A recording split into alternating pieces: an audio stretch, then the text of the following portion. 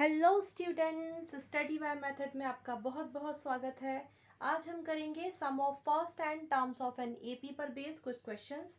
तो चलिए स्टार्ट करते हैं। एक क्वेश्चन है मेरे पास, हाउ मेनी टर्म्स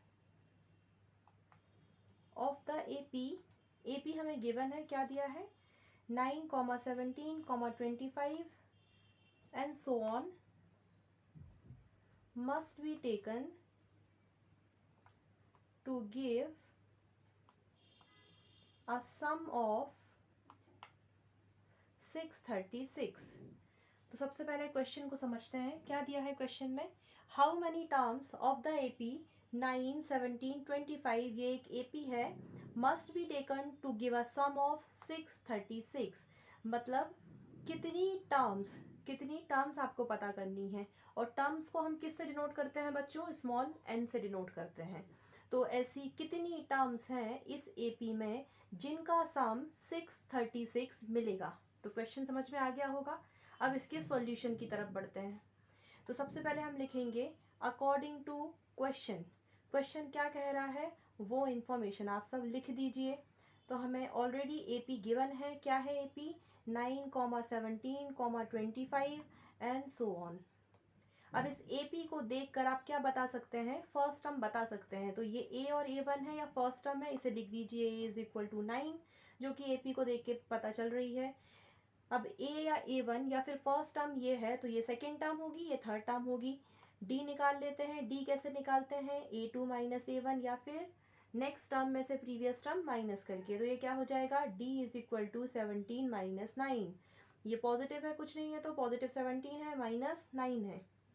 तो कर दीजिए, प्लस माइनस माइनस होता है, इन दो में से जो बड़ा नंबर है उसका साइन आएगा। 17 बड़ा है, इसके आगे पॉजिटिव साइन है, पॉजिटिव साइन को लिखने की ज़रूरत नहीं है। तो 17 माइनस 9 कितना हो जाएगा बच्चों, 8। चलिए डी भी आ चुका है, ए भी मिल चुका है। कैसे मिला है, इस एपी को देखकर। और क्या इन्फॉर्मेशन हमें गिवन है, यहाँ पे लिखा है सम ऑफ 636। इसका क्या मतलब है, that means S N given है 636। अब हमें यहाँ यूज़ करना है एस एन का फॉर्मूला। तो एस एन का फॉर्मूला आपको लर्न करना है, याद होना चाहिए कि एस एन का क्या फॉर्मूला है। तो यहाँ एस एन का फॉर्मूला लगाते हैं, S N is equal to n/2 2a plus n-1 into D. Values put कर देते हैं, एस एन की जगह पर आ जाएगा 636 इज इक्वल टू एन, नहीं पता है ये लिखा है। हाउ मैनी टर्म्स, टर्म्स का मतलब होता है बच्चों स्मॉल एन से डिनोट करते हैं, यही आपको पता करना है। तो जो हमें नहीं पता उसे एज इट इज़ लिखते हैं।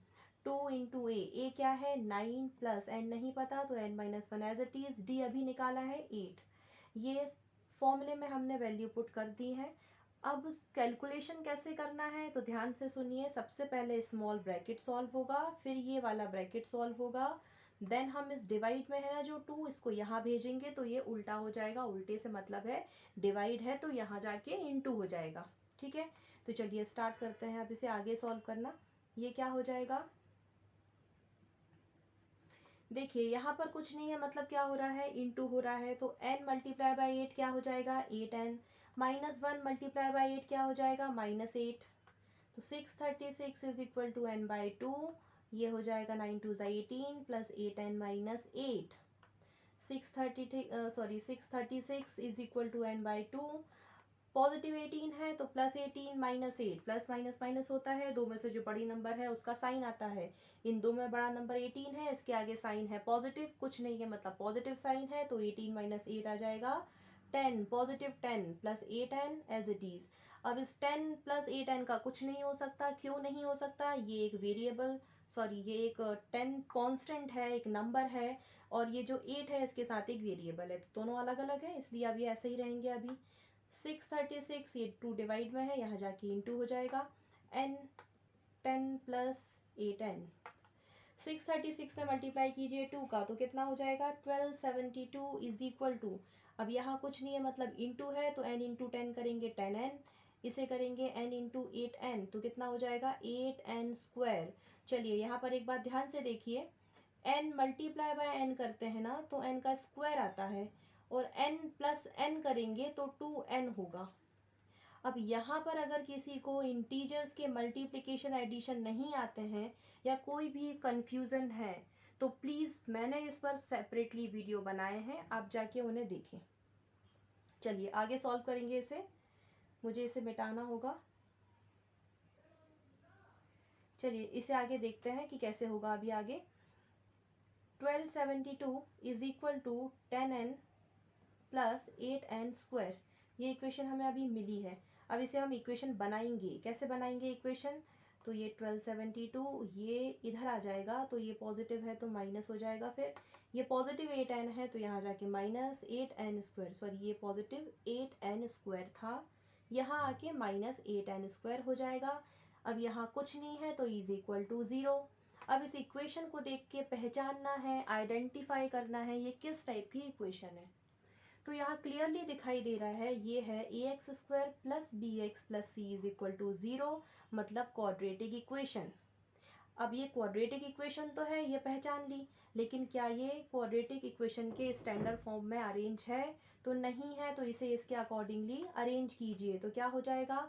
Minus 8n square minus 10n plus 1272 is equal to 0। अब मुझे यहाँ माइनस साइन नहीं चाहिए, तो क्या होगा? माइनस से ही पूरे इक्वेशन में इनटू हो जाएगा, किसी एक में नहीं होगा, पूरे इक्वेशन में होगा। तो कर दीजिए, माइनस माइनस पॉजिटिव हो जाएगा तो 8n square minus minus again positive हो जाएगा तो 10n प्लस माइनस माइनस हो जाएगा 1272 इज इक्वल टू 0। अब इसे क्या और सिंप्लीफाई किया जा सकता है? सिंप्लीफाई करने से मतलब है कोई एक ऐसा नंबर जो पूरे के पूरे इक्वेशन से डिवाइड हो जाए। जैसे कि मुझे देख के यहाँ समझ आ रहा है कि यहाँ पे पूरे इक्वेशन से 2 से डिवाइड हो सकता है, तो ये थोड़ा सा और सिंप्लीफाई हो जाएगा। और अगर आप चाहेंगे तो इसे इसी इक्वेशन के साथ आगे सॉल्व कर सकते हैं। तो मैं इसे करने जा रही हूँ और भी ज़्यादा सिंप्लीफाई। तो डिवाइड करेंगे 2 से तो कितना आ जाएगा? ये हो जाएगा 4n square plus 5n minus 636 is equal to 0। चलिए अब फाइनली हमारी इक्वेशन पूरी तरह से तैयार है। पहले हमने क्या किया? इक्वेशन को देखा, आइडेंटिफाई किया कि ये किस टाइप की इक्वेशन है। इसके बाद क्या किया? फिर हमने स्टैंडर्ड फॉर्म में अरेंज कर दिया। फिर अगर सिंप्लीफाई हो रहा था तो हमने उसे सिंप्लीफाई किया। अब हमारे पास फाइनल इक्वेशन आई है और इसे सॉल्व करने के लिए, क्वाड्रेटिक इक्वेशन को सॉल्व करने के लिए या फिर इन अननोन वैल्यूज़ को पता करने के लिए हमारे पास दो मेथड्स हैं। स्प्लिटिंग द मिडिल टर्म, जिसे मिड टर्म स्प्लिटिंग कहते हैं, दूसरी कौन सी है? Formula method. लेकिन उसके लिए आपको फॉर्मूला याद होना चाहिए। मैंने इन दोनों मेथड्स पर वीडियोस बना रखे हैं, अगर नहीं आती है तो प्लीज़ आप जाके वो वीडियोस देखें। चलिए यहाँ मैं यूज़ करूँगी मिड टर्म स्प्लिटिंग मेथड। तो थोड़ा सा देख लेते हैं कि कैसे करते हैं इसे। यहाँ कुछ नहीं है, मतलब पॉजिटिव है तो positive 4n square multiply by minus 636 कितना हो जाएगा? प्लस माइनस माइनस होगा, N square as it is रहेगा। जब आप 636 में मल्टीप्लाई करते हैं 4 का तो क्या मिलेगा? 2544 मिलेगा। क्या मिलेगा? Minus 2544 x square. अब ये जो 2544 है इसका एलसीएम निकाल के देखते हैं। तो इसको मैं यहाँ कर देती हूँ।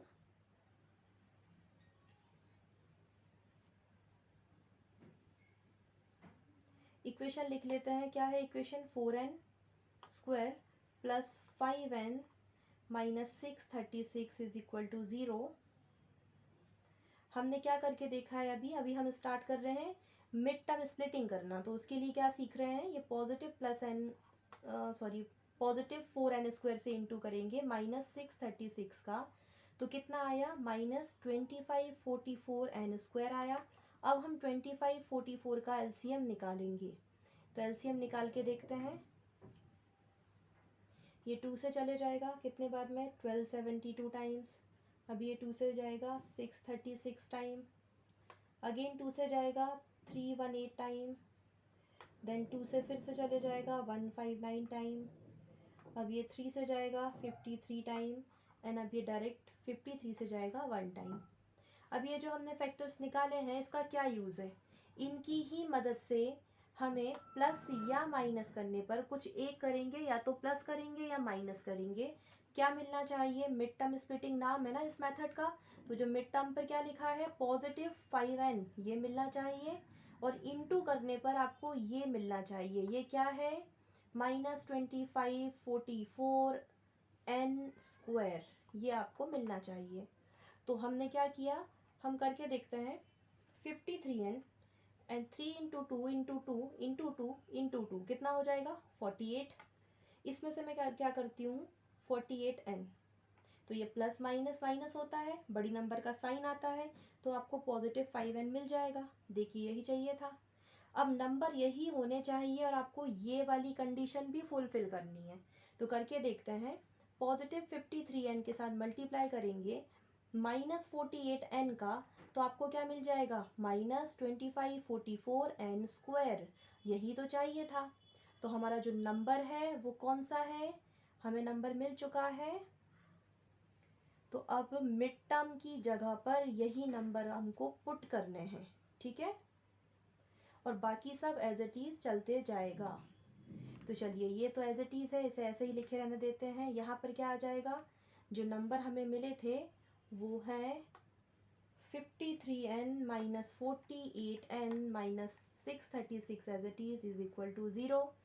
नेक्स्ट स्टेप होगी आपको पेयर बनाना है, दो का एक पेयर बनेगा, ये पेयरिंग कर ली। अब हम करेंगे कॉमन निकालेंगे, तो कॉमन निकाल लेते हैं। तो यहाँ पर क्या आ जाएगा